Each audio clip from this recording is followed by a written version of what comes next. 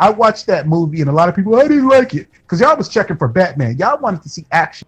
If y'all would have went in like me, one of my expertise is comic book. But when I go and watch these movies, because I usually know about the heroes and the villains, it's I'm going there like I know nothing. Yep. And when I'm sitting there and I don't want the movie to end, and I'm already an hour and a half, 2 hours in, that's a good movie. Yeah. Good movie. Good movie. I really enjoyed the Joker. I really enjoyed it. I really enjoyed the Joker, and I said this before. I'm gonna say it again. If DC does not use the Joker in this upcoming Batman, or at least not even in this one, if they do not use Phoenix, they do not use Joaquin Phoenix, they're missing. I know they said that it's a standalone movie. You cannot have this Joker be that good and not pair him up with a new Batman. That's also why I think he's missing in action. They don't have a new Joker. They got every other villain in that movie that's coming out, but they do not have Joker. I got a question for you. Okay. So you know the Twilight guy is the new Batman. What are your thoughts on that? You know what? I think that he's gonna be all right. Believe it or not, I actually think that he's gonna be solid. I know it might sound crazy. You know what? But no. I think that he's going to. I didn't like him at first when I first heard of it because I was like, he gonna be sparkling and shit. But I feel that it's gonna be all right because of the fact that he can act. He can act, and he's young. We can grow with him. That's the same thing. That's what I like. I like to grow with my comic book characters now. Yeah. You know what I wanted them to do with it? What's that? You guys should just go ahead. You guys should have just did Batman Beyond. He looks perfect for Batman. He could have been Terry. He would have been. You're right. He would have been a better Terry. He looks, bro. He looks perfect. I love. Really would have been a good Terry. Yeah. Because that's one thing I'm good at, casting. Man, we already talked about it. Who we think should be the next Wolverine. But he would have been perfect for Batman Beyond. But I'm gonna give it a shot. I'm just a Batman fan. Because we already know. I think you came to me first, who we thought would be a good Wolverine. Oh, remember you were like Kit, and I was like, I thought Kit Harington would have been a and then I was like, and I looked at him. What's his name? I looked at his height, and I was like, damn, Q nailed that one. Yeah, he would have been perfect. You want to know what's so funny? You know who actually told me that? My mom is the one who said that. Oh wow! When I told you I got her up on Game of Thrones, and she goes, "He looks like Wolverine." I think it was the Battle of the Bastards. She said that on, and I was looking at it, and I said, "I need to make a video about that." Because I remember, and I looked. He's not that tall, and he would be a young Logan. Oh man. Ooh, that's why I got to get on my game. I got to get on my writing, bro, because I got all types. He's 5'8", so he's just a regular. Yeah, he was a regular dude. Like that's why they all clowned him on the on the damn show because he was short. Yeah, because I think Jackman was 6'1". I never liked Hugh Jackman as Wolverine. I'll tell people. Neither did I. Too tall. He was too tall, and I watched Logan. I watched Logan the other day. It was good. Wolverine is short, man. Wolverine's 5'3", 250 pounds. Yes, sir. With the thank you for somebody else appreciate and realizing this. Yeah. Wolverine's a little guy, man. Yeah. And the adamantium makes him.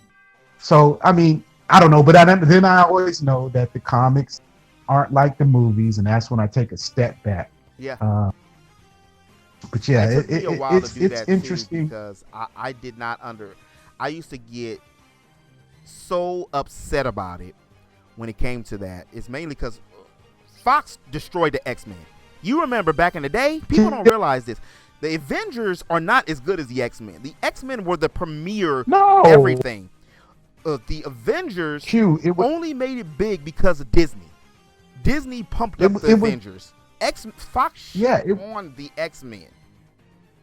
The top superhero groups were the X-Men, and now you know who they really got killed? Never made a good Fantastic Four. No, you're right. Fantastic Four got murdered. And let me tell you something. I've been writing like cliff notes on the Fantastic Four. I could tell you, they hired me right now. I'll tell you how they can make a great Fantastic Four movie. Oh, yeah. I got it. A great Fantastic Four movie. Easy. This is all you got to do. Get the casting right. Mm-hmm.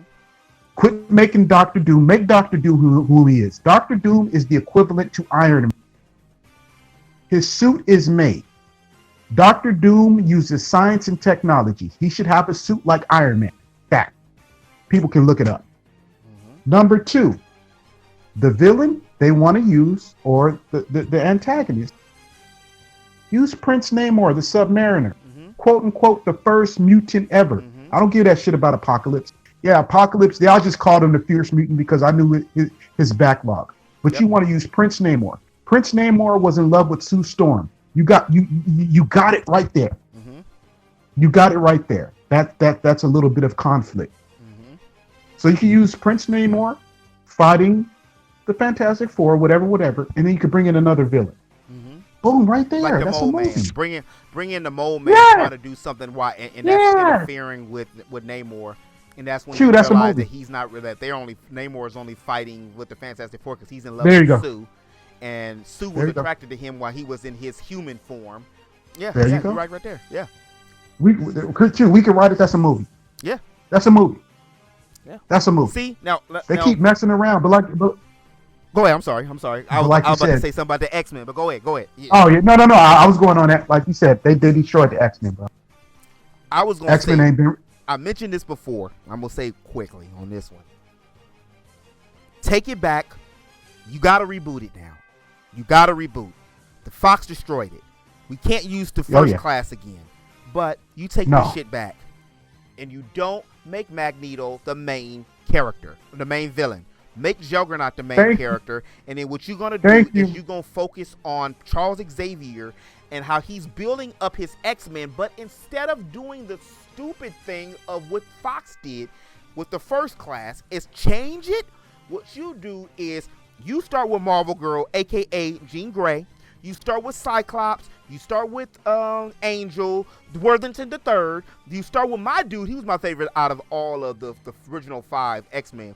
Bobby Drake, Iceman. There you go. And because, a lot of people didn't like this. I didn't mind it but a lot of people didn't like this. Before I say that, I'm going to say Beast. Also by Beast, Henry Hank McCoy. I do like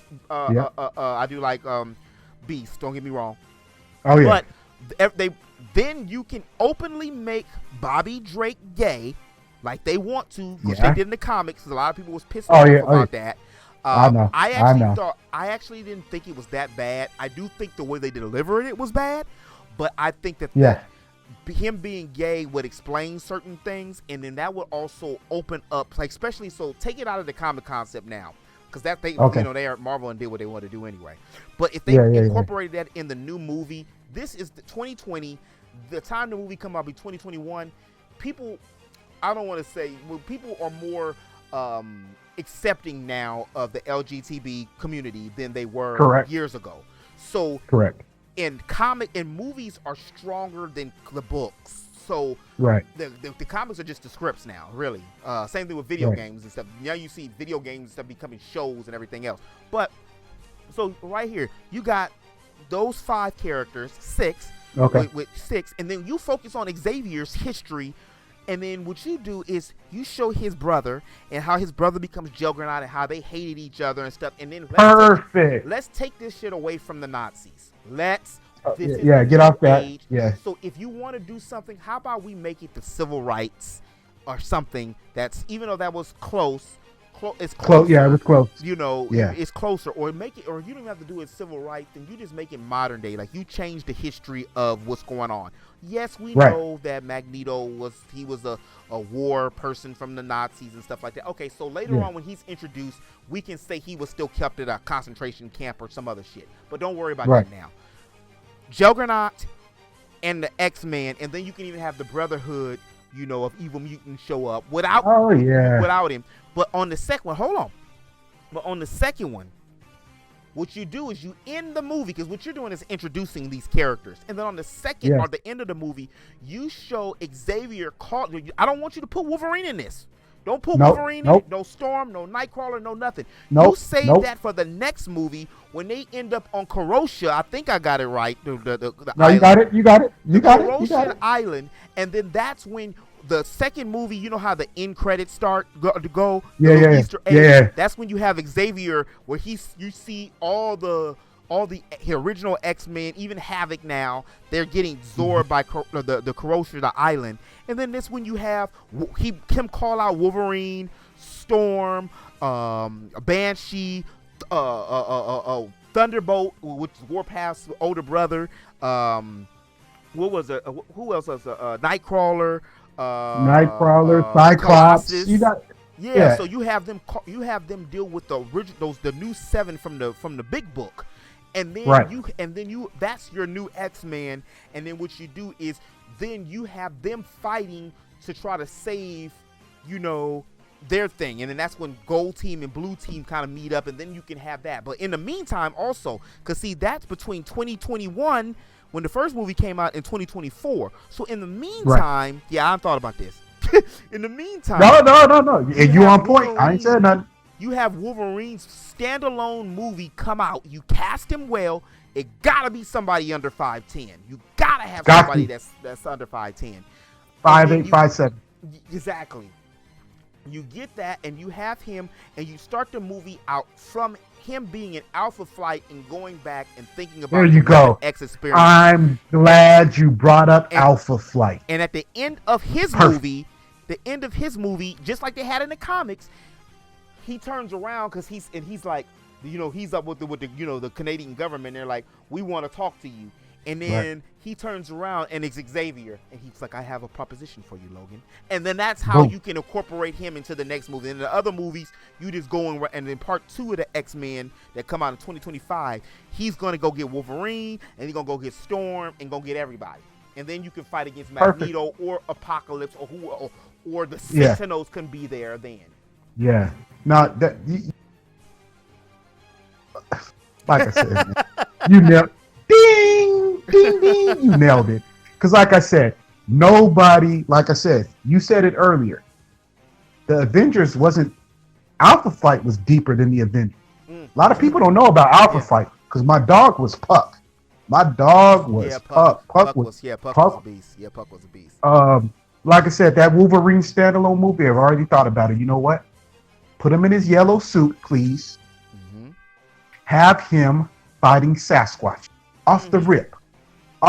You can even, if you want to get crazy, have it where he was he fought Sasquatch and the Hulk at the same time. People don't forget about that. You can start the movie off like that. No, you're right. I did mention that at one time before. You're right, because that's how you incorporate the mutants into the MCU. Yes.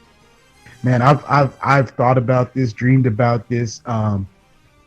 Like I said, I'm writing different stories, but X-Men, like I said, X-Men, Fantastic Four, certain stories you can get it off the gate. You don't need it. Like I said, that's why I'll be tripping on Series Q. I'll be sitting here thinking, who's writing for these people? Yep. Because obviously they don't know anything about comics, and they don't know anything about the history. And I'm not saying you got to make these movies just like the comic book, but the true fans, the true geeks, the true people that know, if you put it in there, they'll get it. And if you're still thirsty, here's another video for you right here and right here. Water's wet.